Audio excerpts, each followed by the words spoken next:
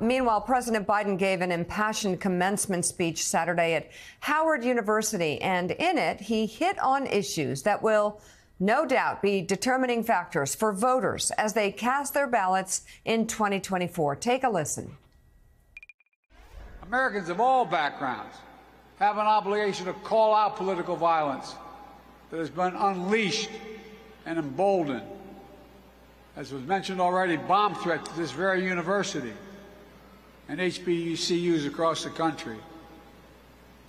To put democracy on the ballot, to reject political extremism and reject political violence, protect fundamental rights and freedom for women to choose, for transgender children to be free, for affordable health care and housing, for the right to raise your family and retire with dignity, to stand with leaders of your generation who give voice to the people demanding action on gun violence, only to be expelled from state legislative bodies, to stand against books being banned and Black history being erased. So, as a presidential historian, Doris, what are you seeing there? I'm seeing that we're rolling back in terms of he has to worry, as he says, that the greatest threat to our homeland right now is the rise of white supremacy. And what this reminds me of is that almost 60 years ago, Lyndon Johnson gave a speech at Howard University. We were in such a different place right then.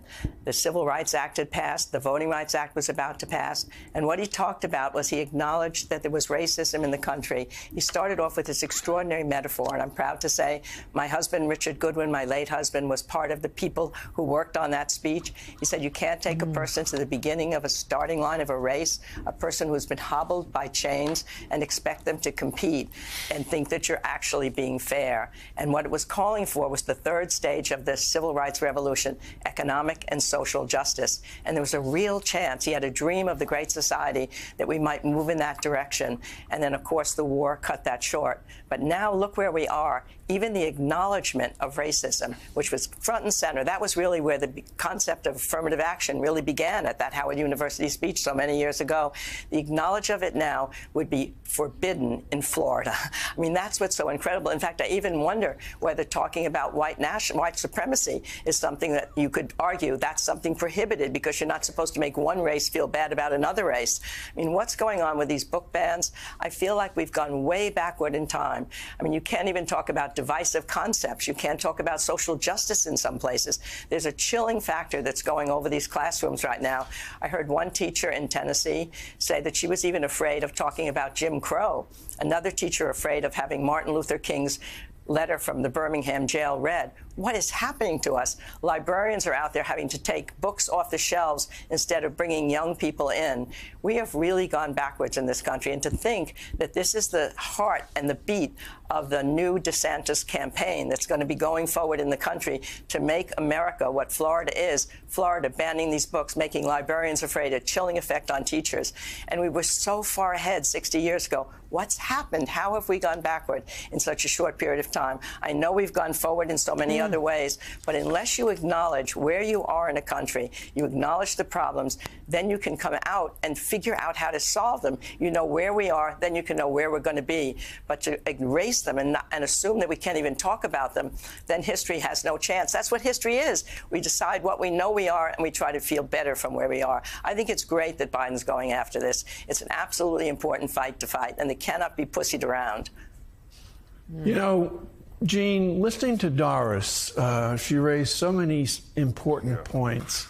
The most important point, I would think, and I wonder whether you've heard the same thing as you walk around Washington or wherever, the numbers of people who engage you in conversation, ordinary people engage you in conversation, and they get around to posing the question of what's happened to us? What's happening to this country? And we're talking now, we're in the year 2023.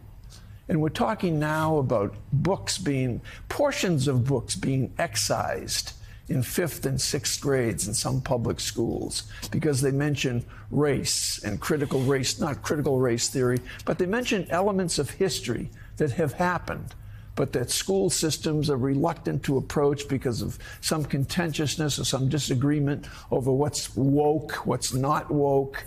But history is something that has happened. It's a story that by definition has already happened. So my question to you, and it's an unanswerable one, as Doris would point out, it's probably unanswerable right now. What do you figure is happening to us? Well, I do get asked that question all the time. Yeah. You know, here in Washington, when I'm down in South Carolina, I was in Philadelphia earlier this week. People would stop me and ask that question in that same way. What is changing a bit as this progresses, as we see what's happening in Florida in terms of denying history, denying facts, denying what happened, to say nothing of its context and importance to the present day. I'm hearing more anger. I'm hearing people saying this cannot pass. It cannot be this way. So I'm hearing a step beyond what has happened to this country, gone beyond that to this cannot happen to this country, that we cannot allow this to happen to this country. And so if the aim, if what we'd all like is to see the country somehow come together and get back to feeling that it is a nation with a shared history and a shared set of facts and a polity that is an actual polity, I feel like maybe we're still heading in that opposite direction because there's a reaction to all of this. And I think we're going to see that reaction grow. I think we're already seeing it in some of the off-year election returns, but I think we're going to see it again next year.